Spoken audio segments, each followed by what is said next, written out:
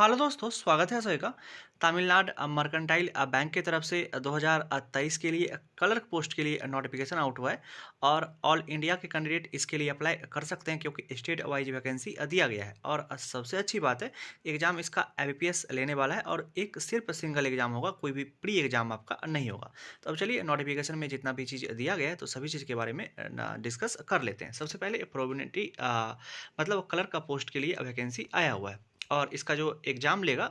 और ये बता दें कि ये पब्लिक सेक्टर बैंक नहीं है, ये लीडिंग प्राइवेट सेक्टर बैंक है। और यहाँ पे ऊपर में ही दिया गया कि one of the leading private sector bank invites application. तो कोई भी पब्लिक सेक्टर बैंक ये नहीं है। उसके बाद चलिए देख लेते हैं कि कब से कब तक आप एप्लीकेशन इसके लिए कर सकते हैं। एबीपीएस की वेबसाइट पर जा करके और रजिस्ट्रेशन चालू है। तो 16/10/2023 से लेकर के 6/11/2023 तक इसके लिए आप अप्लाई कर सकते हैं। उसके बाद पेमेंट भी आपको इसी के बीच कर लेना है। और आगे का बात करते हैं, ऑनलाइन एग्जामिनेशन जो होगा उसका जो एडमिट कार्ड होगा, कॉल लेटर जो होगा वो 7 से 10 दिन पहले, ऑनलाइन एग्जाम से 7 से 10 दिन पहले आपको देखने के लिए मिल जाएगा। ऑनलाइन एग्जाम जो शेड्यूल है वो नवंबर 2023 में शेड्यूल है और उसके बाद रिजल्ट जो आएगा उसको वो दिसंबर 2023 में आने वाला है। अब चलिए बात कर लेते हैं वैकेंसी के बारे में कि वैकेंसी किस किस स्टेट में कितना कितना दिया गया है। तो अंडमान एंड निकोबार में 1 वैकेंसी है और आपको उसके लिए रीजनल लैंग्वेज भी आना चाहिए। मतलब अगर किसी भी एक किसी स्टेट से अप्लाई कर रहे हैं तो उस स्टेट का रीजनल लैंग्वेज आपको आना चाहिए, इसीलिए बगल में रीजनल लैंग्वेज भी दे दिया गया है। अगर आप आंध्र प्रदेश से हैं तो अगर 17 पोस्ट का वैकेंसी आया हुआ है, तेलुगु आपको आना चाहिए। छत्तीसगढ़ से हैं तो 1 पोस्ट का वैकेंसी है, हिंदी इसके लिए आना चाहिए आपको।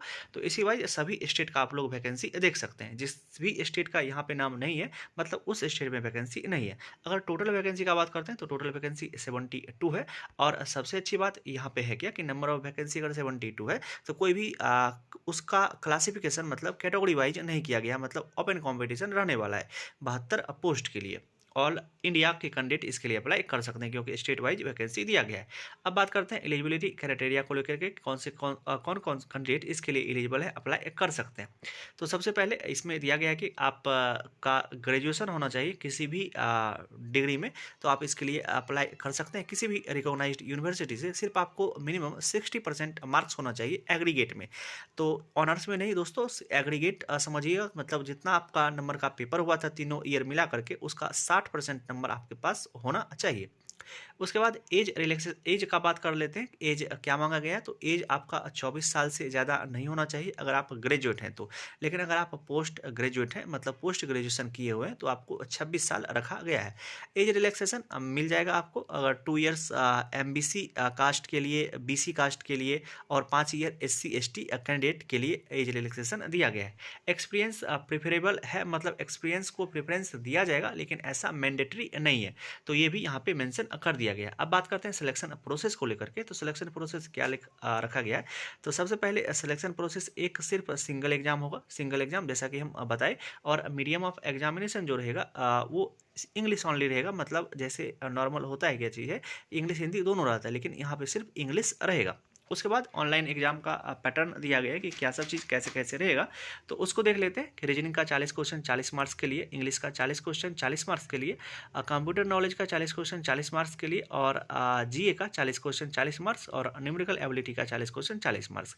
इसी तरह आपका 200 क्वेश्चन 200 मार्क्स के लिए रहेगा और उसके लिए कंपोजिट टाइम दिया रहेगा 120 मिनट का, मतलब टोटल 2 आवर का कंपोजिट टाइम रहेगा, कोई भी सेक्शनल टाइम नहीं है। और अगर mode of medium of examination का बात करते हैं तो वो सिर्फ इंग्लिश आपको देखने के लिए मिलेगा। अब चलिए बात कर लेते हैं एग्जामिनेशन सेंटर के बारे में। तो एग्जामिनेशन सेंटर इसी सब जगह आपका एग्जामिनेशन सेंटर रहेगा कि अगर किसी यहाँ पे किसी डिस्ट्रिक्ट या किसी स्टेट का नाम नहीं है तो उस स्टेट में आपका एग्जामिनेशन सेंटर नहीं होगा। तो अगर आप इसके लिए अप्लाई कर रहे हैं तो इसी जगह आपको एग्जामिनेशन सेंटर मिलेगा। उसके बाद बात कर लेते हैं एप्लीकेशन फ़ी का। तो एप्लीकेशन फ़ी 600 रखा गया है प्लस एप्लीकेबल टैक्सेस, अगर कुछ टैक्सेस उक्सेस होगा तो वो सब, और यहाँ पे मतलब 600 एप्लीकेशन फ़ी है। उसके बाद सैलरी और अदर का तो यहाँ सब कुछ दिया गया है। तो सैलरी आपको बहुत ही अच्छी खासी सैलरी मिलने वाली है, लगभग 51,618 पर मंथ के हिसाब से आपको सैलरी दिया जाएगा। तो ये रही सैलरी। और हाउ टू अप्लाई, तो ये आपका IBPS में जैसे आप अप्लाई करते हैं तो वैसे ही अप्लाई करना है क्योंकि IBPS का आपको सभी कुछ पता है और एग्जाम भी IBPS ही लेने वाला है। तो चलिए दोस्तों, सभी कुछ के बारे में आपके साथ शेयर कर लिए। तब पर भी दोस्तों कुछ भी तरह का दिक्कत होता है तो आप हमको कमेंट कर सकते हैं, कमेंट में हम आपको रिप्लाई कर देते हैं। अब चलिए दोस्तों वीडियो को यहीं तक रहने देते हैं, और अगर वीडियो अच्छा लगा हो तो एक लाइक वीडियो को दे दीजिएगा, चैनल पर नए आए होंगे तो चैनल को भी सब्सक्राइब कर लीजिएगा। अब चलिए मिलते हैं इसी तरह के किसी एक दूसरे वीडियो में किसी एक दूसरे नोटिफिकेशन के साथ। तब तक आप अपना ध्यान रखिए। Love you, bye bye.